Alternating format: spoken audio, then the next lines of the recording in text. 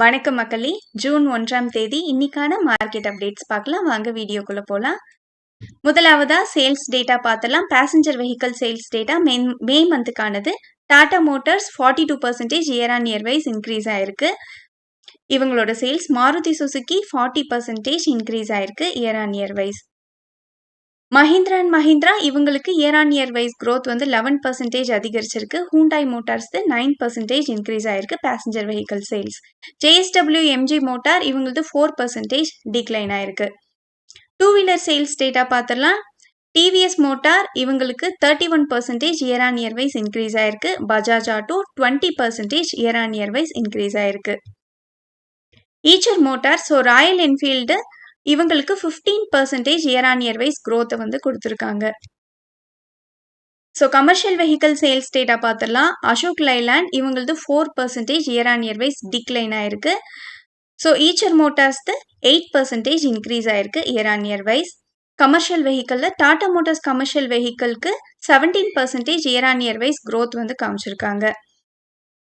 இவி sales மட்டும் பார்க்கலாம். Tata Motors 85% year on year wise growth கொடுத்துருக்காங்க. பஜாஜ் ஆட்டோ இவங்களுக்கு சிக்னிஃபிகண்ட் இன்க்ரீஸ் ஆயிருக்குன்னு சொல்லியிருக்காங்க.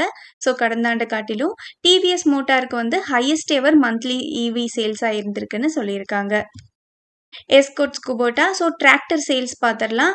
எஸ்கோட்ஸ் குபோட்டா பார்த்தீங்கன்னா 12,310 யூனிட்ஸ் வந்து சேல் பண்ணியிருக்காங்க. மஹிந்திரா அண்ட் மஹிந்திரா டோட்டலாக வந்து 49,695 யூனிட் சேல் பண்ணியிருக்காங்க. விஎஸ்டி டில்லர்ஸ் 4,472 யூனிட் சேல் பண்ணியிருக்காங்க.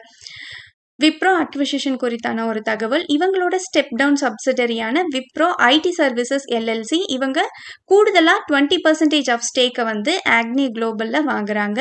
இதுக்காக இவங்க $28.5 மில்லியன் வந்து ஸ்பெண்ட் பண்ணுறாங்க. அக்விசிஷனுக்கு அப்புறமா இவங்களோட டோட்டல் ஹோல்டிங் 80% ஆகுது. இந்த அக்விசிஷன் ஜூன் 5th கம்ப்ளீட் ஆகும்னு எதிர்பார்க்கப்படுது. டாடா சன்ஸ் லிஸ்டிங் குறித்தான ஒரு தகவல். டாடா ட்ரஸ்டோட சேர்மன் நோயல் டாடா இவர் ஆர்பிஐக்கு அப்போசிஷன் தெரிவிச்சிருக்காரு டாடா சன்ஸ் லிஸ்டிங்க்கு. ஏன்னா வந்து லிஸ்டிங் ஷார்ட் டேர்ம் மார்க்கெட் ப்ரெஷர்ஸில் வந்து இந்த நிறுவனத்தோட ஃபோக்கஸை ஷிஃப்ட் பண்ணுறதுக்கான வாய்ப்பு இருக்கிற காரணத்தினால அவங்களோட லாங் டேர்ம் கோல்ஸை அட்டைன் பண்ண முடியாதுங்கிறதுக்காகவும் அப்போசிஷன் தெரிவிச்சிருக்கிறதா சொல்லியிருக்காங்க.